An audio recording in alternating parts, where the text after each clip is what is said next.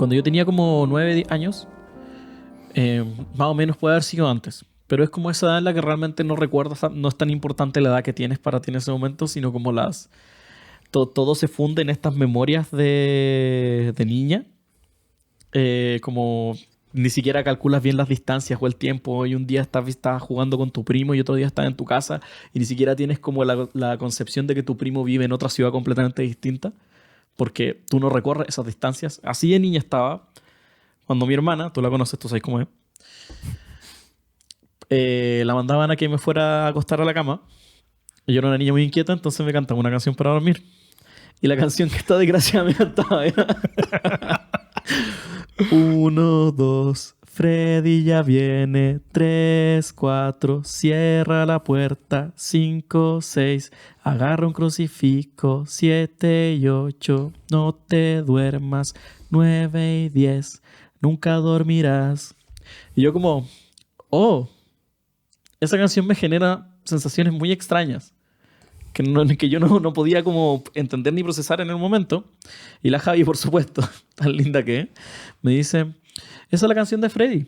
Freddy es un hombre que viene cuando estás dormida en tus sueños y te mata en tus sueños como en las pesadillas y te mueres en la vida real. Y yo, oh. Así que esa hija de quién se encargaba de traumatizar a tu hijo y por qué. Sí. Piensa cómo lo voy a hacer ahora con tanta globalización, porque conmigo la tuviste fácil, porque yo nunca había visto la película y vi mucho tiempo después Pesadilla. Y pasa que para mí ese fue un momento, para empezar, de construcción de historia buenísimo. Buenísimo. O sea, la Javi me contó eso y yo lo creí completamente. Lo creí completamente. O sea, no tenía el concepto de Freddy Krueger previamente. No lo tenía como inculcado en mi mito pop. Que tal vez la gente de la edad de la Javi sí lo tenía. Yo era... En ese tiempo todavía creía en el conejito de Pascua. ¿Cachai? Entonces me hizo pico. Y sigue siendo una imagen muy fuerte en mi cabeza. Después lo hizo de nuevo con Pennywise. También le tuve miedo a Pennywise. Y como historias, ambas son películas muy buenas, pero como historias individuales que le puedes contar a un niño son terror puro. Y de eso vamos a hablar hoy, Diego. Porque esto es la taberna de Roca Roja Podcast. Somos taberneros, Diego Fischer y Moira Cataldo. Y esto es Palabra de Poder, el segmento en el que hablamos sobre cosas de cómo inspirarse para o hacer historias, personajes u otras cosas relacionadas a juegos de rol. Así es. Y pasa algo con los juegos de rol, que es difícil lograr la atmósfera necesaria para lograr asustar a alguien. Diría que es de las cosas más difíciles que puede hacer narrando. Pero se puede lograr. Hay juegos, como uno del que vamos a hablar, o quizás ya hablamos, depende de cuándo se ha publicado este video. Vamos a hablar. Como Ten Candles, en el que el juego mecánicamente, debido a su manejo de luz y de cómo se cuenta la historia grupalmente, permite que el terror aflore mejor. Pero les pregunto yo, ¿cómo lo hacen ustedes para lograr terror en un juego como Calabozos y Dragones que está diseñado mecánicamente para que los personajes se sientan fuertes? Ese es el desafío que vamos a desentrañar hoy. Sí. Y de hecho, yo igual tengo una respuesta para eso que es bastante corta. Y es que Deiden no es el tipo de juego para terror porque... Onda, un juego en el que canónicamente podéis agarrar a un vampiro y molerlo a combo, es difícil igual meterse un poco en el papel del terror. Claro. ¿Cachai? Yo diría que se puede en niveles bajos. Sí. Se puede en niveles bajos.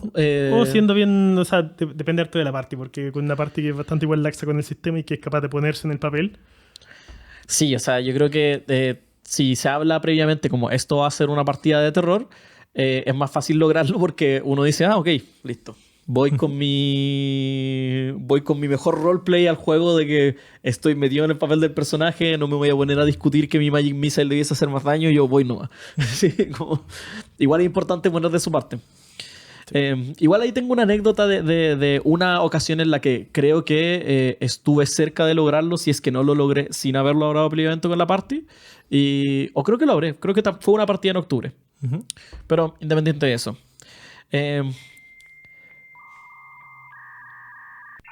Me quedé pegado, lo siento. Sí. Con lo que dijiste al principio de la canción de Freddy Krueger, pensé en una cuestión, hice una conexión mental en esto de cómo son los sentimientos y las sensaciones cuando uno es chico. Sobre todo con los sentimientos más complejos, por ejemplo, cómo onda el terror o cosas así. O sea, que no es solo miedo.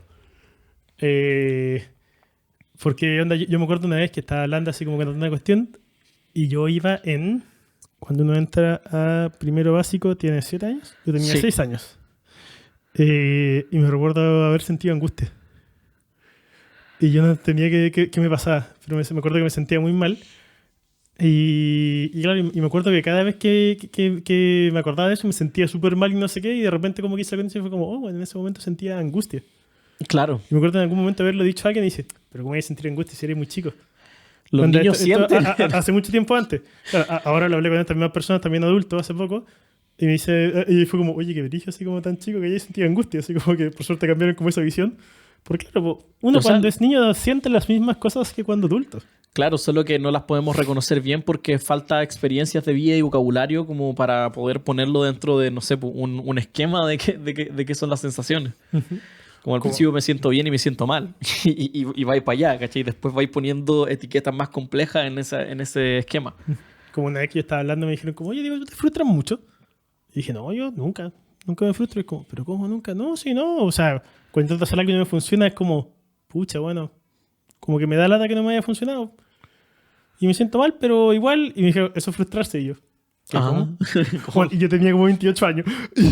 y eso fue ayer. Así. Bueno, yo como, bueno, quedé, pero pa'l pico. Así como. Y dije, entonces me pasa todo el rato. Y fue como, bueno, y claro, porque ¿cachai? Como una sensación extraña, ¿cachai? Porque se parece a otras cosas. Y siendo chico, aún peor, ¿cachai? Entonces, y supongo que por eso también es muy típico que los niños manejen mal la frustración.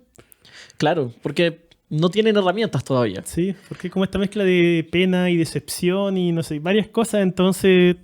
Y lo mismo pasa con el terror. Sí. Pasa que, por ejemplo, series que ahora veo y las veo con cariño, como por ejemplo Escalofríos o Le temes a la oscuridad o Cuentos de la cripta. 3 ejemplos buenísimos de series de terror para niños. ¿Qué recuerdos? Y que son terror de niños. Tú las ves de adulto y son cosas que no te causan miedo. Son conceptos muy sencillos como, por ejemplo... acabo de recordar que historias de los... historias... no cuento tu tumba. ¿Historias de la cripta? ¿Cómo es? Creo que El Club de la Medianoche. No, El Club de la Medianoche es el nombre de cabros que contaban historias la peli que es de Netflix. No. Sí, esa, Midnight Club. Ya, pero... Midnight Club... Y no tiene nada que ver con I'm a member of the Midnight Club. No, sí, pero Midnight Club... Espérate. Midnight Club es el nombre del grupo ficticio de niños que cuentan historias de terror en una serie muy antigua. Pero, o sea, no tan antigua, es un poquito anterior a Escalofríos. Se juntaban en una fogata y todas las noches uno contaba una historia distinta y después apagaban el fuego con arena. ¿Cachai? Entonces todas las noches era como, ya, a ver, ¿quién va a contar hoy día? Y bueno, una serie muy buena. El tema es que en esa serie jugaban mucho con el terror liminal que ahora está muy de moda. ¿Cachai? Como había muchos capítulos que era, me perdí en un mall. Que para un niño chico es terrible. Es terrible esa sensación como de perderte en un lugar lleno de extraños. ¿Cachai? Yo creo que por eso me gusta ir al Parque Arauco. El Parque Arauco yo siempre siento que voy a entrar al baño, voy a salir y va a estar cerrado. Sí, no, y es como tan grande y hay tanta gente y como que siento que nunca cacho para dónde ir. Sí. Es terrible. Sí. Y hay gente que le gusta mucho ir para allá, güey, y para mí es como... Y no sé si cuando chico me habré perdido o qué, pero... Sí, no, a mí también los supermercados hubo un tiempo que me daban harto miedo. De hecho, siempre he pensado que un trabajo que yo no podría hacer es ser celador. Siento que los celadores son... Pero es que tienen así, pero...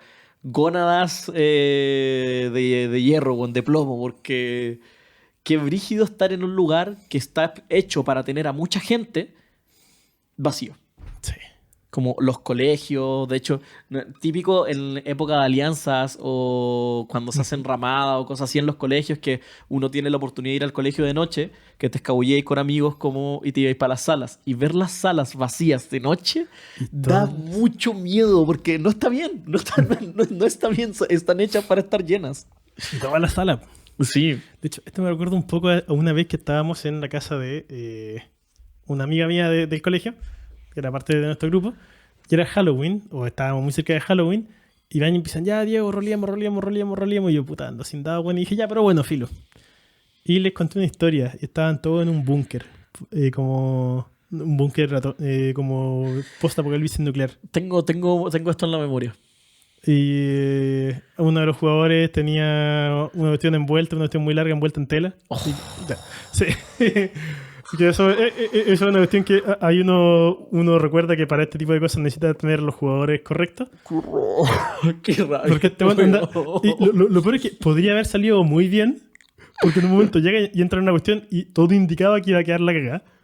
Y esto Juan va y dice, sujeto mi katana. Siento una presencia. Siento una presencia. y lo deja ahí, así nomás. Y yo como... Eso fue un chiste con el que jugamos mucho tiempo, el siento una presencia. Hasta día de hoy a veces, es como siento una presencia. Pero es que lo peor fue el cómo, porque Juan Diego dice, esperen, mi personaje quiere decir algo. Y todo mi katana, siento una presencia. Qué brillo, pero caché que esa trope, o sea que ya no es una trope, es un estereotipo de weón, como el loco, el weón samurai edgy. Si tú buscas como en Reddit, en Horror Stories, muchas son como... Bueno, me acuerdo perfectamente de una que era como unos locos que estaban como... Fueron a entregarle algo al señor feudal y se le unió un weón a la party ese día. Jugaban como en una game store, entonces se podía unir gente. ¿Cachai? Entonces se unió un loco y se hizo un samurái. ¿Cachai? Y todos como, oh, qué raro, nadie nunca se hace esa subclase de warrior, ya, ok. Y el weón como que se sube a un techo y mata a un guardia, weón. Así está, intenta infiltrarse al castillo y los weones están como, weón, acaban de describirnos que hay como un batallón completo de arqueros que patrullan como en las paredes y obvio te vieron. Entonces el loco duró como esa partida porque el DM fue como, ok, a una salvación de destreza y sacó como un 1 y era como... Recibís como 6 de 6 de daño perforante y murió. Porque era nivel 3. Bueno, este también procedía a morir justo después de eso. Sí, y se picó mucho. Sí. Pero claro, lo que quería contar sobre esto es que yo les describí este lugar que era como una especie de búnker gigante en el que habían como varias salas cuadradas. Lo tenía como un mapa de una ciudad así como Santiago Centro. Así como cuadrados con calles que los conectaban. Y los pasillos en sí eran súper grandes, eran como de 5 metros de ancho. Y las salas también eran gigantescas y estaban todas vacías, todas vacías y sin luz y cosas así. Y siento que, y esto sin haberlo pensado, sin saberlo, siento que eso también como contribuyó como mucho a la atmósfera del terror, por estos lugares en el que es como, esta opción claramente estaba hecha como para contener a toda la ciudad adentro. Y estamos aquí un grupo de pelagatos. Como que eran 5 o 6 hueones. Que es muy lo que pasa, por ejemplo, con No tengo boca, quiero gritar. Sí. Que no tengo que quiero gritar, algo que hace muy bien la historia es que, bueno, Garland Ellison lo hace, es que parte describiéndote al mundo, ¿cachai? Parte hablándote sobre la alianza y naciones, la Tercera Guerra Mundial, con las computadoras, ¿cachai? Cómo se juntan las Islet Supercomputer hasta lograr ser IM. Y todo eso te da la sensación de un mundo muy lleno para después decirte que se quedan solo 5 humanos en todo el mundo en esta estructura gigante que formó alrededor del planeta, de estos kilómetros y kilómetros y kilómetros de circuitos, y te da esta sensación como de enanismo de los personajes, como de desamparo tan grande, que de ahí en adelante la historia tiene todo para ser la historia que es, así de buena como es. Pero bueno, llevamos mucho rato sin definir el terror. Creo que sería bueno que lo definamos. ¿Cuál sería tu definición de terror? Yo me voy a colgar de la definición de uno de los que es conocido como el rey del terror, acepta que está ahí en la Epstein List, que sería Stephen King. Ya todos lo sabemos, bueno. Y él que le gusta hacer la diferencia de 3 cosas diferentes dentro de esto, del género. Está primero lo que es el gross out en inglés, que sería como el asco. Ujú. el asquear, que es el ver una cabeza cortada girando abajo por un grupo de escaleras, o cuando se apagan las luces y sientes una cuestión como slimy que está cayendo de tu brazo porque te lo cortaron o algo así. Que es lo que uno ve muchas veces en las películas, cuando justamente cuando a alguien le cortan la cabeza, le cortan un órgano, cuando le rajan el estómago a alguien y se le caen las tripas. Y eso es como el horror más básico y el más fácil, el que todas las personas pueden evocar con una descripción muy sencilla. Ujú. Después dice que está el horror, que son las cosas como no naturales. Son cuando uno tiene arañas del tamaño de osos, que los muertos se levantan y caminan, cuando las luces se apagan y sientes que hay algo que va y te toma del brazo. Claro. Que es también un horror como ya un poco más complejo, porque lo otro es una reacción que es básicamente instintiva, como al... Porque siempre con el gross out y cosas así son cosas que son mortales, básicamente. Entonces uno se siente como instintivamente repulsivo a eso. El horror ya es esto más psicológico. Y después él define lo que es el terror. Que a mí esta descripción me encanta. Y es que esto es lo más complejo y lo más difícil y lo peor. Dice que es cuando uno apaga las luces y va a tu pieza y sientes que hay algo detrás tuyo. Escuchas los pasos, cómo se acerca a ti. Escuchas cómo te toca la espalda, cómo empieza a respirar en tu cuello. Y entonces te das media vuelta y justo atrás tuyo no hay nada. O aún peor, que un día después del trabajo llega a tu casa y mirando te puedes dar cuenta que todas las cosas de tu casa fueron reemplazadas por una réplica exactamente igual, pero diferente.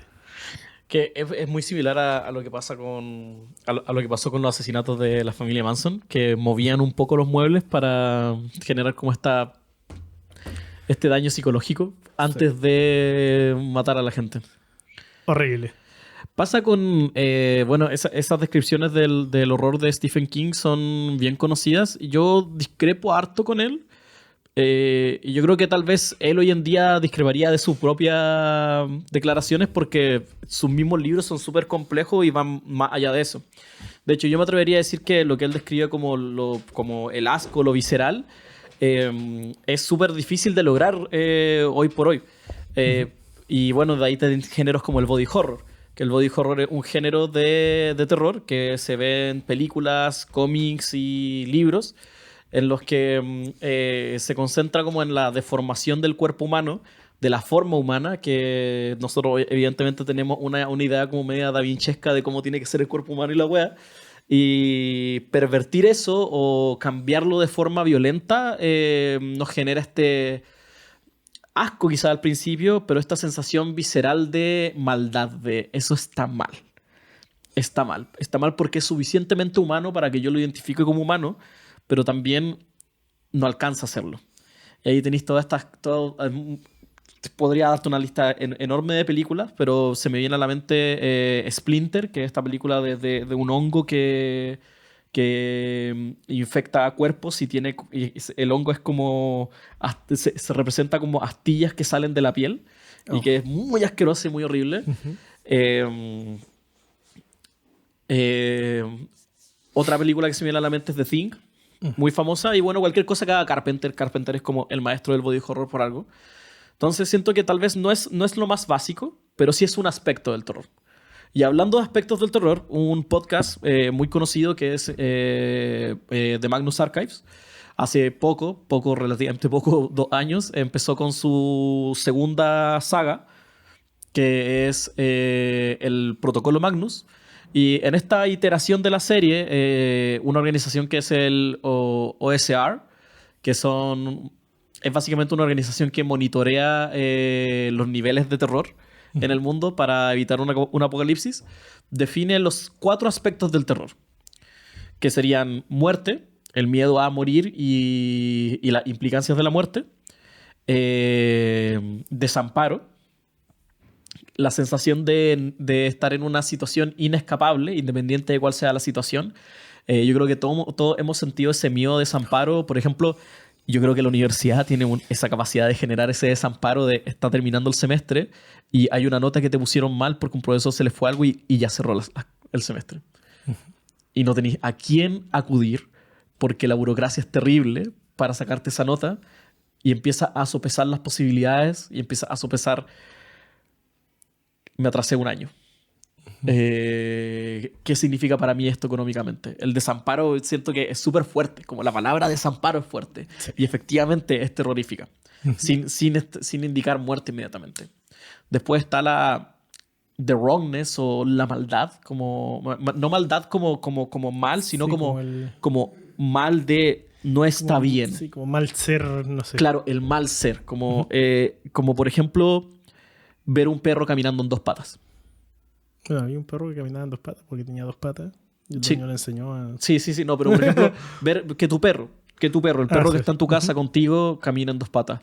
O sentarte... como incorrecto, quizás como... Claro, inadecuado. Lo incorrecto creo que es la mejor forma de traducirlo al español. Lo incorrecto. Por ejemplo, ir y acariciar a tu perro en la noche, estás ahí acostado, te das vuelta, acaricias a tu perro y después te das cuenta de que no tienes un perro. Te llega la realización de que no tienes un perro. ¿Cómo esa historia culia que... Esa misma historia estoy referenciando. Y la última definición o aspecto del terror que se me fue de la mente, perdonen mi frágil mente destruida por las computadoras, es el dolor, que también va con esto del body horror. Ahora va a salir, si es que no salió, creo que ya salió la película de La Larga Marcha y eso representa muy bien lo que es el dolor. Mártires representa muy bien lo que es el dolor. Todas estas heridas cuando de repente en las películas slasher se tratan de eso básicamente. El slasher es un género que es un género un poco de fantasía de venganza en la que te ponen una serie de personajes que todos odiaríamos si existieran en la vida real, que son el weón deportista, saco wea, la mina, hueca, tonta, pero hueca de verdad, ¿no? Como que no tiene nada más ese personaje. El weón volado que lo único que hace es volarse. Y el género parte así con películas como Viernes 13, en la que, claro, todos los personajes son desagradables, los personajes de Viernes 13. Y ahí lo que pasa es que en películas como La Casa de Cera, Scream, etcétera, otras películas slasher que se les puede ocurrir, Halloween, de repente un personaje va corriendo. El personaje salió de su cama porque se despertó porque el asesino lo está persiguiendo. Y va por el living y resulta que hay vidrio roto en el living. Y está corriendo descalzo. Esa sensación que todos la hemos sentido porque nuestros cerebros pueden reproducir muy fácilmente esa weá por neurona espejo. Siento que va muy bien con el terror. Y de hecho creo que es de los terrores más fácil de evocarles a los jugadores. Sí, definitivamente. Que en ese sentido tiene toda la razón Stephen King. Como el terror al dolor. Me estaba acordando de una película, Hush. Silencio, parece. Uy, es muy buena esa película. Muy buena. Según yo, porque quiero buscar porque yo sé que Mike Flanagan. Que Mike Flanagan es un puta genio. Es genial. Sí. Flanagan hizo también esta serie de Hill House. De Hill House. Sí. Buenísima. Sí, no, muy buena la película. Como un pequeño preview.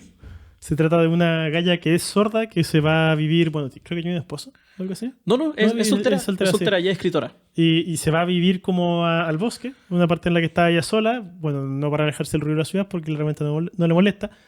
Pero a lo largo de la película nos deja muy claro que ella es sorda así con cosas muy evidentes. Claro. Por ejemplo, anda como que suena la alarma de incendio y no la escucha. El pitío de la tetera tampoco lo escucha.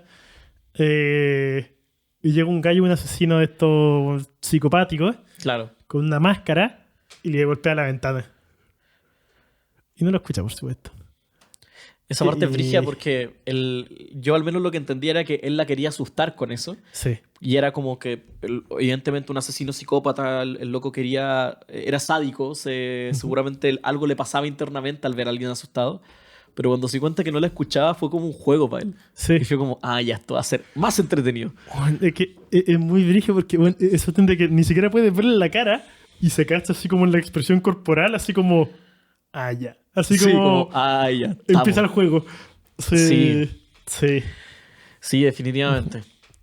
Muy brígida, muy brígida. Pero bueno, ya habiendo definido lo que a grandes rasgos, porque este podcast no nos da para definir completamente lo que es el terror, porque de verdad que es uno de los géneros de ficción, es que ni siquiera es tan ficción, pero una de las sensaciones humanas más fuertes que pueden ser evocadas. Como dije, no vamos a poder definirlo completamente en el podcast, pero ya teniendo una idea, ¿cómo lo llevamos al rol? Bueno, yo creo que con cosas como... hay que pensar que al final estas cosas igual es como sacar un poco la mente del lugar. Claro. ¿Cachai? Porque claro, está la forma en la que es chistoso, que todo esto también hay que pensar que se tiene que dar en un ambiente de gente que está dispuesta a Claro, esto. tiene que haber consentimiento. Pero también onda que la gente que vaya a jugar sepa que va a ser de terror y que esa va a ser la temática y que esté de acuerdo a jugar con esa temática. Porque nos ha pasado no solo en el Siento una presencia, sino que también jugando Ten Candles, una persona que a pesar de haber sabido que era de un juego de horror, aún así intentó hacerlo de comedia en todo momento. Era el mismo tipo de personalidad que él siente una presencia. Yo siento que ahí fue ya como fool me once, shame on me, pero... o sea, shame on you, pero fool me twice es como ya. No lo buscamos. Sí. Pero eso es muy importante. Primero, como tener el grupo de gente que sepa que va a eso. Pero esto así como los contrarios fuertes. Por ejemplo, lo que hablábamos, esto de los espacios grandes que están hechos para tener muchas personas y no hay nadie. Como tener estas cosas como que están fuera de lugar. Porque, por ejemplo, también en eso del búnker, estaban ustedes en el búnker y de repente llegan a esta sala que era todo súper oscuro. Era tanto que si alumbraban con las linternas para adentro no se prendía, pero había velas y podían ir prendiendo las velas de a poco. Y después había una silla con una niña, pero la niña estaba muerta. Pero era como una cabra chica, ¿cachai? Siento que esa cuestión también ayudó caleta, así como esta cabra chica que se murió hace poco en este lugar gigante. Y eso también lleva una pregunta. ¿Quién la mató? Exactamente. ¿Cachai? ¿Sigue ahí? ¿Sigue en esta sala gigante de la que no podemos ver nada? Así como que siento que hacer esos contrastes fuertes, como que... Y también nunca entregar toda la información. Claro. Siento que esos son como aspectos bien claves para hacer una historia que pueda evocar miedo. Pasa, por ejemplo, con los juegos de computador o los juegos de video, como por ejemplo la saga Resident Evil, que logran evocar muy bien terror, igual diciéndote lo que te vas a encontrar. Hace poco se hizo como famoso o sea, me empezaron a aparecer varios reels o TikToks, que yo soy más viejita, como el personaje de Resident Evil leyendo como la entrada del diario del científico, que es como: hemos hecho un pulpo con cabeza de tiburón y brazos de oso. Mi asistente lo ha estado picando todos los días con una vara eléctrica para molestarlo. Esperemos que no escape. La siguiente página: ha escapado. Eso es genial porque Resident Evil hace mucho esto, de básicamente decirte cómo hacer un encuentro con un enemigo y luego caes a ese encuentro con el enemigo y estás como: oh mierda, leí ese diario, o este weón hace esto, o por ejemplo pasa con en Resident Evil 4, que es mi Resident Evil favorito, pasa muchas veces con los novistadores, con los regeneradores. La secuencia de los regeneradores debe ser de las más terribles. Tú lo único que sabes es que estás en un lugar que está lleno de weas congeladas que son monstruos que se pueden regenerar, pero están congelados, no pasa nada. Pero hay una wea que está congelada y que necesitas, la descongelas para sacarla y empiezan a aparecer. Y tienen esta forma de caminar. Para empezar, son de los enemigos más raros porque se ven muy humanos, sin ser humanos. Sí. Están desnudos, no tienen gónadas, tienen un cuerpo medio como desproporcionado, como los gigantes de Shingeki no Kyojin. Son grises, sin pelo, y tienen unos ojos que brillan un poquito y caminan haciendo... Y los ves y más encima es tan difícil matarlos que es terrible toda esa parte. Bueno, que eso es lo peor porque onda, ya uno lo ve de lejos y es como en todo el resto del Resident Evil, como ya. Pero va y le empezáis y se empieza a acercar y camina más rápido cuando le pegáis. Sí. Y se te tira encima. Y uno está, Es terrible esa parte. Oh, no, horroroso. Otra consecuencia que da mucho miedo. Siento que el castillo es de las partes que da más miedo de Resident Evil. Ujú. Siento que es como la parte más ridícula de Resident Evil 4. Como que Ramón Salazar es un villano muy ridículo, pero todo el castillo es tan magnánimamente grande. Todo es tan gigante en el castillo. Todo es tan absurdo. Tú te preguntas cómo mierda hicieron esto en la Edad Media. ¿Cachai? Como, ¿qué onda el culto? Más encima el culto que siempre repite, morir es vivir. Y estás constantemente encontrándote con estos rituales, con sarcófagos, y de repente hay una parte en la que rompes una weá, caes y caes a una... O sea, te encierran en una... En la nueva versión caes. Pero en el original te encierran en una puerta. Y hay una palanca para abrirlo dentro de una jaula en la que hay un weón ciego amarrado. Verdad. Que es no me acuerdo cómo, Garrador se llama. Como, y el Garrador sale y tienes que, su único punto débil está en la espalda y el loco va hacia el sonido. Entonces tienes que estar muy callado y genial, genial. Sí. Y bueno, ahí va un poco, Resident Evil hace un muy buen foreshadowing, te dan suficiente información, uno podría decir que mucha, pero luego cuando te encuentras con el terror, pasa esto que es como... A un soldado le dicen cómo va a hacer la guerra, igual no está preparado para lo que va a hacer. Sí. Ujú.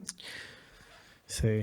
No, bueno, ese Resident yo me acuerdo, muy off topic, pero yo me acuerdo de cuando estaba ese Resident Evil, cuando había salido hace poco, todos decían que era el peor Resident Evil y que no sé qué, y que era Super Mario y no sé qué, weá. Y yo, bueno, era el único que había jugado y yo lo encontraba súper bueno. Es genial. Y ahora todo el mundo encuentra que es de lo mejor. De hecho, me acuerdo cuando volví a hacer el lío en una cuestión, todos estaban vueltos locos y yo como, esperando que la gente lleve este juego. Sí. No, de hecho pasa con el 8, que el Village, que viene a ser como el Resident Evil 4 de los Resident Evil nuevos. A mí no me gustó mucho porque siento que como que... Resident Evil como saga hay que entenderla de dos formas. En su mejor momento es terrorífico y en sus peores momentos es campi. ¿Cachai? Yo siento que Village intentó ser terrorífico, pero también te dijeron como ya, cualquier weá podemos ser lo más campi del mundo. Y siento que es ridículo. Todo lo que pasa en Village es muy absurdo, es demasiado... Y es absurdo y es chistoso. Como... siento que intenta imitar muchas secuencias del Resident Evil 4, pero como que esta imitación es ridículo nomás. Como Village tiene como... La primera secuencia da miedo y después ya cuando peleáis con Dimitrescu todo se va a la cresta y de ahí en adelante es absurdo. Aunque tiene una secuencia muy buena creo que es el segundo o tercer jefe, que es en una casa donde te drogan llegando a la casa. Entonces como que todo es como una casa embrujada. Es muy buena, como que no quiero ni siquiera dar spoilers, como full, jueguenla. Otro juego que es muy bueno como ejemplo de terror, siento yo, el Outlast. Excelente, excelente como ejemplo de terror. Y también jugué con esto de la oscuridad, ¿cachai? Porque en la oscuridad no sabéis que se esconde y puedes ver en la oscuridad, pero solo por un rato. Y eso es muy brillo. Outlast también te da mucha información. Sí. Cuando estás en el área de algún psicópata, tienes por ahí sus archivos desplegados y te vas enterando de su vida. Y este weón, el novio de Groom, es terrible, que es uno de los últimos con los que peleáis antes de escapar del asilo en el primer juego. Pero bueno, hay muchos de juegos de terror, podríamos hablar siempre. Yo creo que ese tiene que ser un palabras de poder juegos de terror porque son geniales.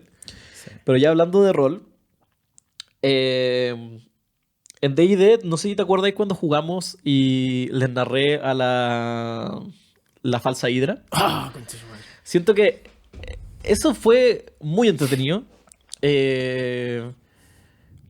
Claro, no les pude decir mucho previamente porque tenían que saber poco para que funcionara, pero básicamente hemos hablado de la falsa Hidra antes, si no me equivoco, pero la falsa Hidra es una Hidra, solo que no es una Hidra, es otra criatura.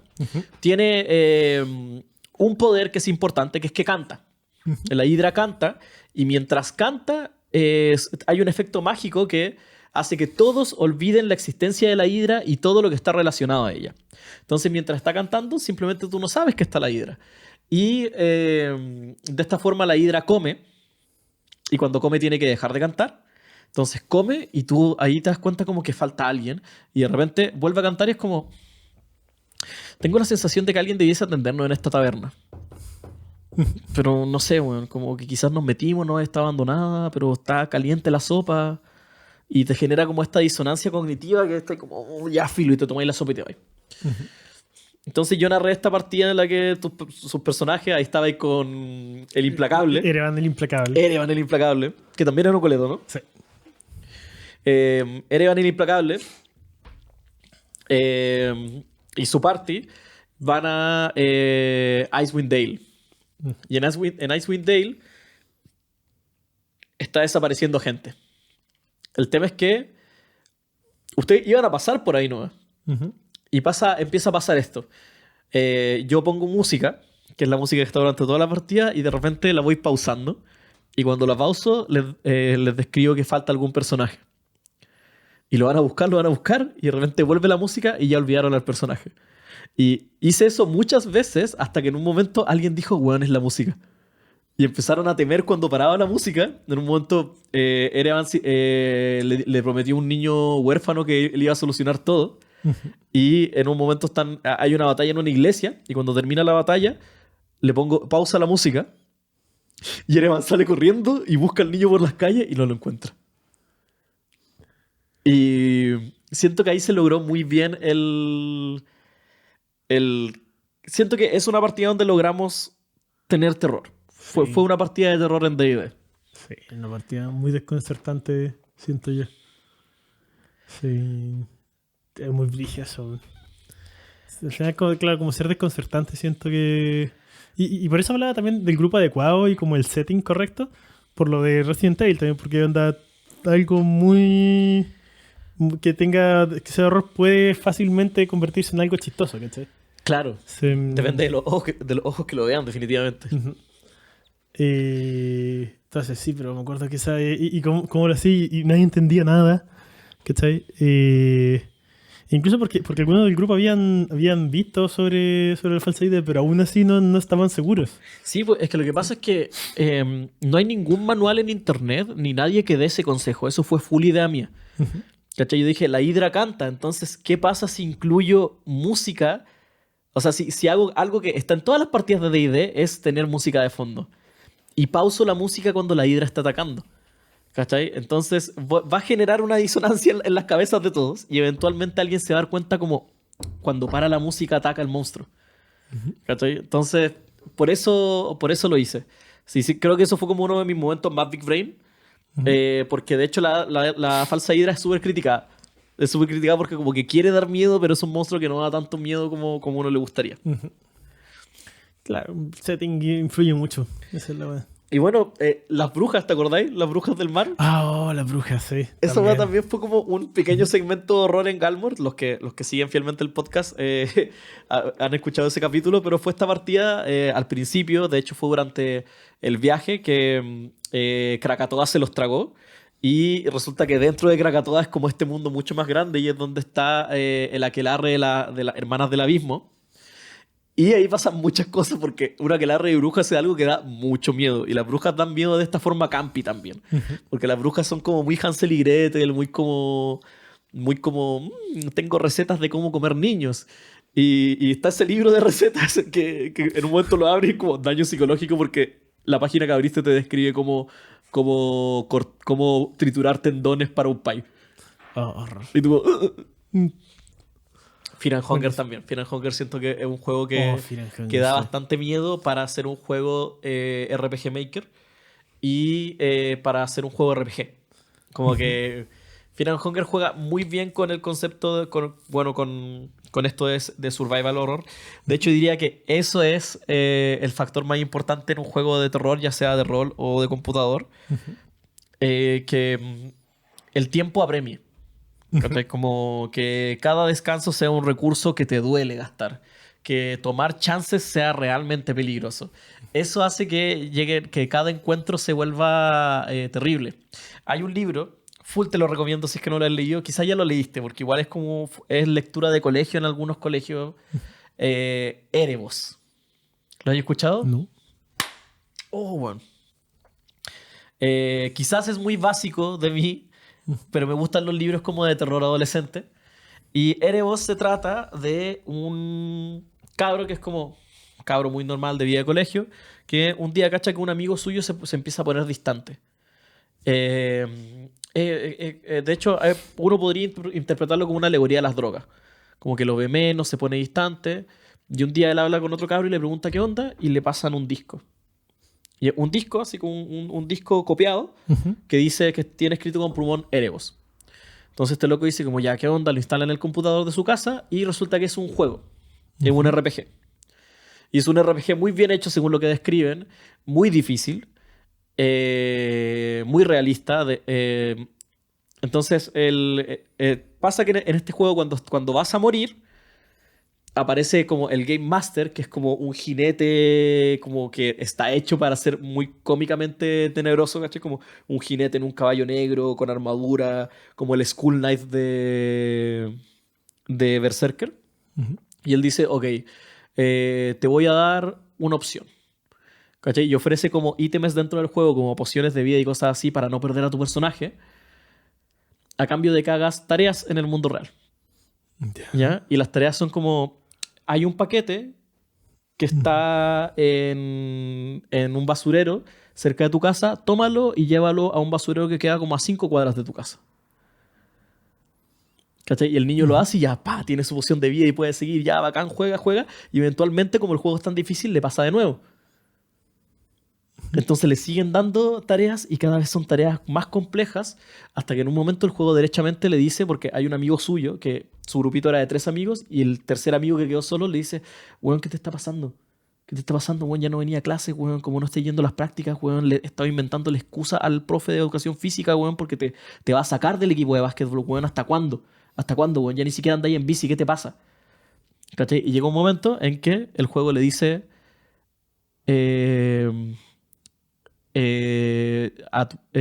porque el niño le dice que le va a decir un profesor y el juego le dice dejamos en tu casillero unas pastillas para dormir, muélelas y échalas en el termo de tu profesor. Qué wea. Y ahí se pone por favor, léelo, Pensé que lo voy a hacer así como mato a tu amigo, así como directamente. no, léelo, Qué wea. léelo por favor. Por favor, porque es muy bueno. Erebos, de hecho yo lo tengo en la casa, te lo puedo prestar. Que spoiler de algunos segundos, igual lo hace, ¿no? No lo hace. Pero ahí ya se pone en contra del juego. ¿Cachai? Y como de toda esta cadena de... como de... que funciona en base a niños haciendo cosas. Entonces, Brígido. es de esas weas que es como que un papá lo lee y es como... mucho play. Sí, no sé, es que yo estaba pensando, imagínate, porque de seguro salió en la época en la que los computadores eran como esta wea nueva, así, para los papás era como, weón, el hijo está todo el día jugando el PC y la wea. Claro, claro. Y- De hecho, sí. se nota que el creador al menos no tiene tanto conocimiento de cómo funcionan los computadores porque es un juego extremadamente complejo y casi que bordea en los conceptos como más avanzados que existen de IA para el momento en el que salió. ¿Cachai? Como, incluso siendo fantasía, como que igual es medio raro. Pero muy bueno. Pegarle, voy a hacer un análisis de... Eso, como Con eso, full. con eso me recordaste un podcast que, bueno, no es tanto de horror, pero sí de mucho misterio, que se llama Rabbits. Are you playing? Lo voy a buscar al tiro porque Sí. con eso ya me tinco. Y se trata de un gallo porque están los ARG, los Alternate Reality Game, que para la gente que nos está escuchando y no los conoce, son estos como... se llaman juegos sin necesariamente ser juegos, pero son como... Es como si existiera un juego, como alternativamente, como si existiera esta realidad alternativa, y la gente o la va contando a través de, por ejemplo, Marvel Hornets, es una serie de YouTube, que era una ARG, en la que unos gallos contaban que un amigo de ellos había desaparecido, y, Claro. y justo antes de eso habían estado grabando Marvel Hornets, ¿cómo lo ven? Claro, son estudiantes de cine. Sí. Y el tema es que estaban grabando el proyecto final de uno de ellos y este loco desapareció y el amigo encontró todas las grabaciones y el tema es que se dio cuenta que eran muchas y mucho era como grabaciones de nada. Sí. Y él empezó a verlas una por una, por fecha para ver qué onda. Y de hecho, y de ahí es donde sale Slenderman originalmente. Yo pensaba eso, pero tengo entendido que no. Slenderman es una publicación de un foro que se llama Something Awful. ¿Sí? ¿Ya? Y era Clásico. un concurso para ver quién podía hacer la imagen más aterradora. Y un loco creó Slenderman. Y después los locos de Marvel Hornets dijeron: esa agua está perfecta. Y ahí hicieron ellos Marvel Hornets. Y en base a todas esas cosas se fue construyendo la creepypasta que es Slenderman ahora. Y así había, sobre todo en formato videoblog, como Marvel Hornets, había mucho ARG. Sí, Así como esta cuestión de, oigan, está pasando esto, y te hacen... La idea es como intentar hacer creer a la audiencia de que esto está pasando, y mientras todos sabemos que en verdad esto no está pasando, o la mayoría de la audiencia sabe que esto es mentira, claro. pero que te meten esta realidad alterna. Por ejemplo, si cada 8.000, ¿cómo es la cuestión? Si cada 3.000, una cuestión así que esto era Sí. que estaba como esta imagen de una cigarra y que no sé qué, y que decían que era como un test de la CIA o de la NSA y no sé qué para buscar Claro. hackers y la web. Y claro, y que está como toda esta historia de que la gente sí podía seguir hasta que en un momento se vuelve como absolutamente privado. Y que nunca vamos a saber si eso es real o no. Claro. Pero el internet estuvo muy enganchado de eso. Y ahí uno sí podía interactuar con eso, ¿cachai? Como a través de páginas web y cosas así. Pero son juegos, en el fondo son juegos de rol. Es una forma Sí. de juego de rol, tal vez ahora más común. Hay uno chileno, de hecho, pero o sea, deben haber varios chilenos, pero ¿cachai Mente Enferma? Ah, sí. O sea, Ya. algo caché de eso, weón. Ya, el tema es que, el cuento corto, si saben quién es Mente Enferma va a ser más fácil, pero Mente Enferma fue una figura pública de Chile como juvenil que a estas alturas debe estar en sus 40 años. El tema es que era muy racista y muy homofóbico y después resulta que salió del closet como involuntariamente como homosexual. Su imagen cayó muchas veces, era muy violento, era algo así como Dallas, ¿cachai? Como un loco que constantemente destruía su imagen. Y un día desaparece. Y Mente Enferma no ha vuelto a aparecer. Entonces se sospecha que él está impulsando una RG para encontrar su cadáver. ¿Cachai? Y entonces tiene muchas capas del tema. Yo no soy experto para decirle esto, pero hay muy buenos videos sobre dónde está el cadáver de Mente Enferma. Entonces está el hecho como... Mente Enferma está muerto realmente. Mente Enferma se mató y se mató en un lugar recóndito y hizo toda esta RG para que encuentren su cadáver. O Mente Enferma no está o sea, está en Estados Unidos y mientras está intentando impulsar este ARG. Pero es muy interesante en particular porque como Mente Enferma ya no tiene imagen pública, no está en ningún lado, es como, ¿qué gana con esto? ¿Dónde está? ¿Dónde mierda está Mente Enferma? Es algo que yo siento que la RG tapea mucho con eso, que tiene mucho que ver con el terror. Aunque no sea inherentemente de terror, esta cuestión como de lo desconocido, que es como, ¿qué está pasando? Así, ¿por qué está pasando? Como el gran misterio. Sí, ¿cuál es el objetivo de esto? Y eso cuando hay una cuestión que es tan oculta, que no tiene pasos evidentes y cosas así, es algo que empieza a dar miedo. Porque es como... Sí, hay algunos ARG muy buenos, porque los ARG tienen esta característica de que duran años. Entonces, hay muchos que están actualmente y hay algunos que ya terminaron, que ya tienen su conclusión y son historias súper buenas para que vayan a buscarlos, como uno notable es Marvel Hornets, notable. Hay otro que es Dear Charlie, que es de este loco que empieza como a tener interacciones con este fantasma de un niño que se llama Charlie. Y es muy, muy, muy bueno. Hay uno que está en Instagram. Esa web es genial. Que es un loco que clama estar en otra realidad. En una realidad donde no hay nadie. Ah, sí. ¿Cachai? Y el loco graba videos como caminando por lugares que a todas horas del día están llenos, como el centro de Nueva York, Venecia. Nadie sabe cómo lo hace. ¿Cachai? Porque evidentemente tiene alguna forma de hacerlo, ya sea con IA o algo, pero logra hacer estas grabaciones muy convincentes de él caminando por calles vacías, entrando a tiendas y cosas así. Y al principio eran videos solo así, y hace harto vi un video en el que él decía, es de estos videos como solo con diálogo, sin voz en off, en que el loco está durmiendo en el primer piso de una casa y de la nada se levanta, le empiezan a golpear la puerta y el weón corre por una ventana. Y él dice, y dice, por esto es que duermo en primeros pisos.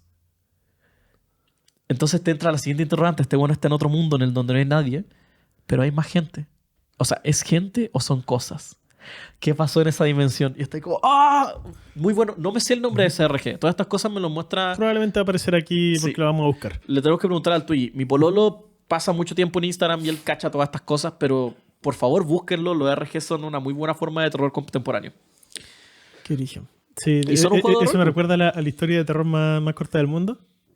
Que es como había una persona en la... O sea, estaba la última persona del mundo y alguien le toca la puerta. Sí. Sí, sí. Pero bueno, en Rabbit, en el podcast, es una galla que empieza a jugar en esta cuestión. Como que una amiga le cuenta, así, lo encuentra como por internet y se pone a investigar pues, y se mete en eso. Y de repente alguien va a ir... No recuerdo muy bien cómo era la cuestión, pero de repente se entera que estaba jugando. Y como es que ya estáis jugando, no podéis salir. Y solo podéis como meterte más y no sé qué. Y hay como foros en internet en los que la gente habla de Rabbids, gente que está jugando y le dice como, ¿ya has visto a los guardianes? ¿A los guardians? Y es como, no, y nos dice, no, es que son como unas figuras grises que te miran desde lejos y no sé qué weá. Y se supone que es como este juego que si lo ganáis, como que podéis cumplir el deseo que tú queráis y alterar la realidad completa. Y solo una persona gana y se ha hecho como 7 veces, creo que esto. Y se ha hecho andar hay como registros de la antigua Roma en lo que ya existía ese juego. Brígido. Y el juego, como es con la realidad, se va adaptando. Que al principio era así, no sé, onda, bueno, había como un papiro así que tenía diciendo esa cuestión, estaba como tallado en alguna parte. Y ahora para a través del internet. Full lo voy a escuchar. Muy bueno. Muy bueno. Y me acuerdo cuando terminó la primera temporada, yo quedé así. ¿Qué? ¿What? Y tiene esto entre cómo habla la galla y cómo es el audio y cosas así, que por lo menos puede que sea también la época en la que la haya escuchado, que siento como cuando me recuerdo como que siempre tiene como esta neblina encima, siento yo, todo lo que recuerdo. Entonces, con el final quedé así como, ¿what? Y fue como, ¿pero qué? ¿Cuándo? ¿Cómo es posible? Y no, muy bueno. No, full lo voy a escuchar. Salieron muy buenas recomendaciones de esto. Sí. Hay un ARG, como volviendo al ARG, que me acordé de que hace poco estaba viendo unos videos al respecto. Que se llama. El ARG ya terminó. Se llama Ted the Caver. Como Ted el Excavador. ¿Lo cachai, cierto? Sí. Que es un blogspot de un loco que tiene a su mejor amigo y cuenta que ambos son excavadores. O sea, son. Esto que se meten a cuevas. Sí, son exploradores de cuevas. Exploradores de cuevas Sí. que son muy comunes en Estados Unidos porque tienen muchas cuevas.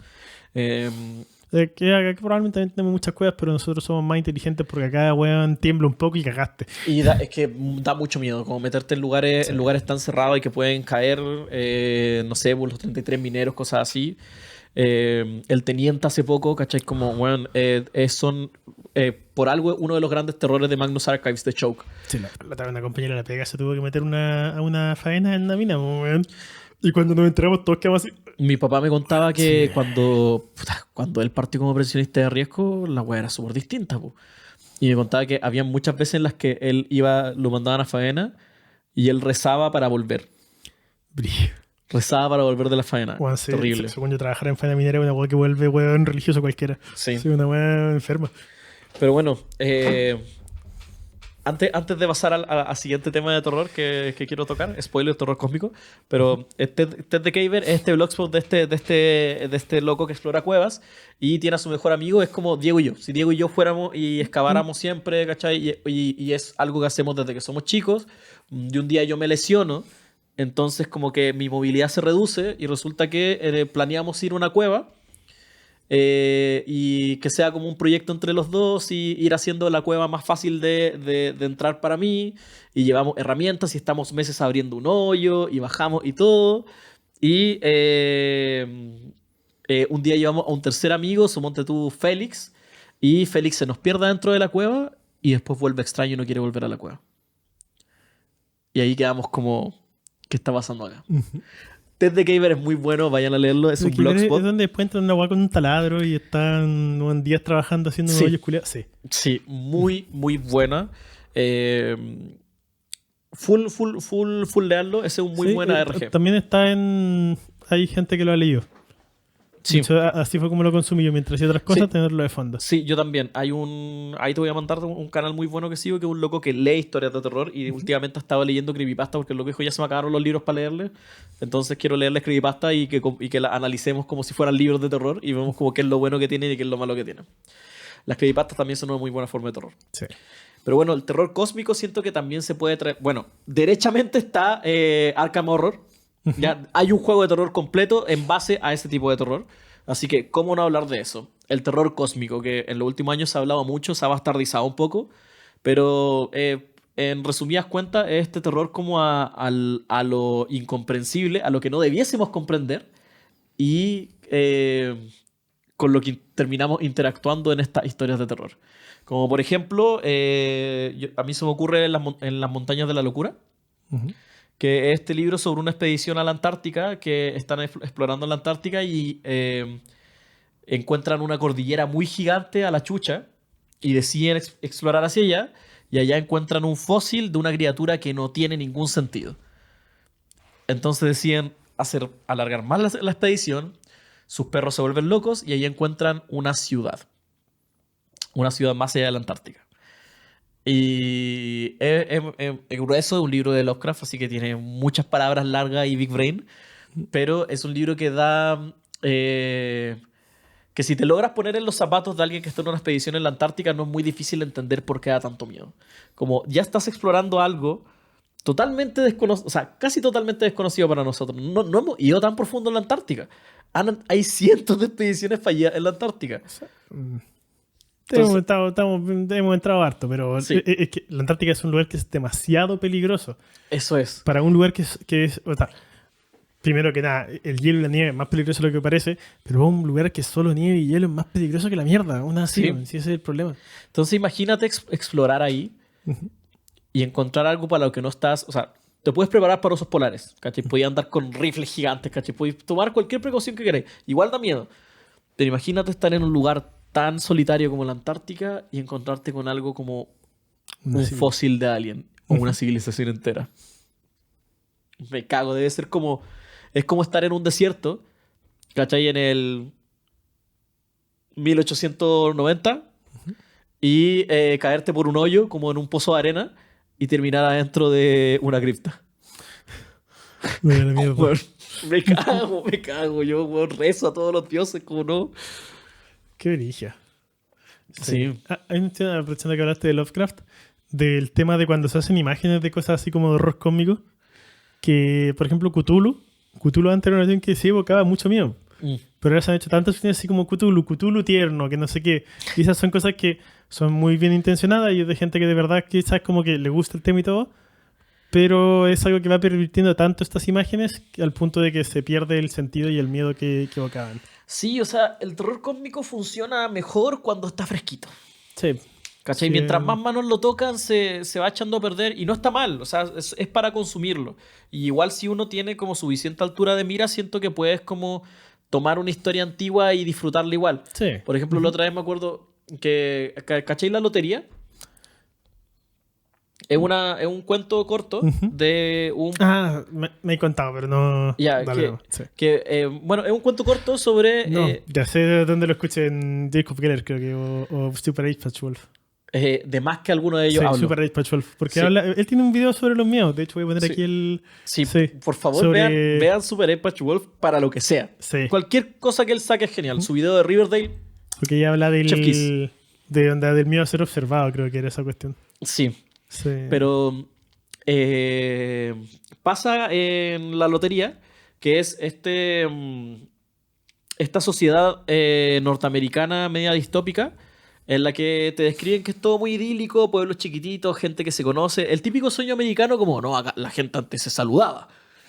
Esa ola. Y resulta que es el día de la lotería. Y se están todos preparando para la lotería. Juntan montones de piedras. Los niños están eligiendo corren. las piedras más grandes. Están todos muy felices. Y empiezan todos a sacar unos papeles. Y cuento corto, es una lotería para elegir a quién van a apedrar para garantizar la cosecha del próximo año. ¿Ya?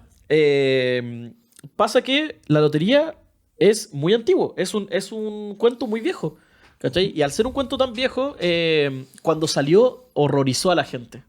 ¿Cachai? Como la guerra de los mundos. ¿Cachai? Daba mucho miedo. El otro día hablé sobre esto en una sobremesa y todos me decían, pero eso se ha visto tantas veces, los juegos del hambre, ¿cachai? Como juegos de muerte, es como, puta, sí. Ahora es una idea que se ha trabajado mucho, la idea de concursos mortales, de juegos del hambre, de Battle Royale, como estas situaciones donde te ponen contra gente y peleas por sobrevivir. Pero yo siento que todas esas cosas carecen de muchos pilares fundamentales de la lotería. O sea, sí, o sea, yo siento que no son la misma historia, pero también es válido decir, se ha visto muchas veces. Sí. Claro, el tema es que la lotería fue primero. No, pero ¿cachai? pero es que el tema es que también anda porque, claro, muchos son así como, no sé, pues en los juegos del hambre, que es como se sortea y sale como un campeón por cada uno, y es como para la persona que le toca probablemente tiene que ser muy terrible para mucho, porque es como, bueno, voy a ir a morir, Ujú. ¿cachai? para la gente que no lo toca, lo celebran porque es como, este es nuestro campeón o nuestra campeona y la weá y todo. Pero el tema de la lotería es que es todo el pueblo, la lotería es una festividad para la gente muy feliz, weón. O sea, asegura su cosecha de todo un año. Weón, imagínate, quizás tú mismo estabas ahí así como re feliz juntando piedra y la cuestión. Y te toca a ti el papel. Sí, y te toca a ti el papel. Y de toda repente la está ahí en gente... contra. Sí, pues, toda la gente se empieza a alejar de ti, no sé qué, y de repente quizás tu mejor amigo llega y te tira un piedrazo. Claro. Y toda la gente con la que conociste, creciste, todo, con la que estabas súper feliz hace un momento, se dan media vuelta y te pedrean. No sé, estoy completamente de acuerdo. Sí, que eso es lo que yo encuentro más terrorífico de todo, así una weá, pero enfermísima. No, y el cuento, por favor léanlo independiente de lo que nosotros digamos, pero el cuento también tiene otros detalles, como por ejemplo que durante la lotería, antes de que todos saquen los papeles, un viejo aprovecha y dice, en el pueblo hay un pueblo que queda a 3 millas y ellos ya no están haciendo la lotería. Lo cual te da a entender dos cosas. No es obligatoria y se puede abolir. Y la gente del pueblo dice, ya nada es sagrado. Esa típica respuesta como, pero si la weá siempre ha sido así. No, sí, es un muy buen cuento de terror la lotería. Y claro, le pasa lo mismo que a Lovecraft, ¿cachai? Como que es un trabajo que es pivotal también como de Lovecraft en adelante salen todas estas cosas de terror cósmico que podemos ver hoy en día, como por ejemplo El Faro. El Faro. Sí. Bueno, Puta, hay mucho terror cósmico en todos lados. The Void, que es una película que salió hace poco que tiene la gracia de que tiene horror cósmico y efectos prácticos, que es muy difícil de juntar hoy en día. Y claro, como son conceptos que se han trabajado harto, si no tenemos tal vez el afán de educarnos un poco al respecto, y no es por insultar a nadie, es solo porque sí hay algunas cosas que hay que estudiar para disfrutar. Por eso existen carreras como literatura, donde hay gente que yo no puedo disfrutar Shakespeare, pero estoy segurísima que a un estudiante de teatro o un estudiante de literatura ha analizado Shakespeare de 1000 maneras mucho más significativas que la superficial que veo yo. De la misma forma que hay gente que no disfruta los juegos de mesa, pero nosotros sí los disfrutamos porque damos tiempo para... No quiero decir filosofar porque suena igual es superficial, pero para meditar sobre lo que consumimos y eso nos permite apreciarlo mejor. Y volvemos al terror. Si quieren jugar algo de terror, tienen que meditar sobre eso. No puede ser terror por intentar sacar un susto porque sí. Hay que meditar sobre la idea. ¿Por qué algo da miedo? ¿Cachai? ¿Por qué le tenemos miedo a los vampiros? Los vampiros es un miedo muy sexual. ¿Cachai? Es un miedo muy al abuso. ¿Cachai? A que alguien entre en tu casa de noche y pueda ir y violar a tu hija. ¿Cachai? Nosferatu va muy por ahí. El último Nosferatu que sacaron va muy por ahí. ¿Por qué Frankenstein da miedo? Frankenstein es un miedo súper existencial. ¿Cachai? Como que en qué momento nos hacemos cargo de la ciencia. ¿Cachai? Como en qué momento con Frankenstein podéis pensar en las IAs. ¿Cachai? ¿Qué pasa si realmente logramos que haya una IA que es 100% sentiente? Sí. ¿Nos vamos a hacer cargo de la depresión de esa IA? ¿Qué va a pensar esa IA de nosotros por haberla creado? ¿Cómo nos va a considerar? ¿Cachai? Hay que meditar sobre estas ideas y hay que jugar con gente que también medite sobre esas ideas para poder disfrutar del terror.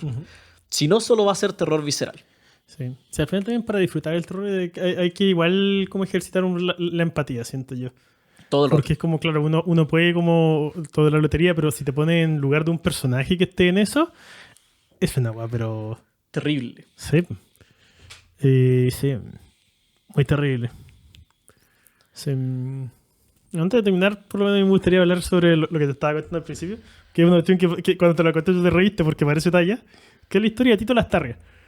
Porque hay mucha gente que... Esto fue previo a empezar a grabar. Sí, porque hay mucha gente que habla de historias de terror chileno, así como típica historia y cosas así, pero por ejemplo la historia de Tito Lastarria es una historia de la que no se habla mucho, y es de un vampiro chileno justamente.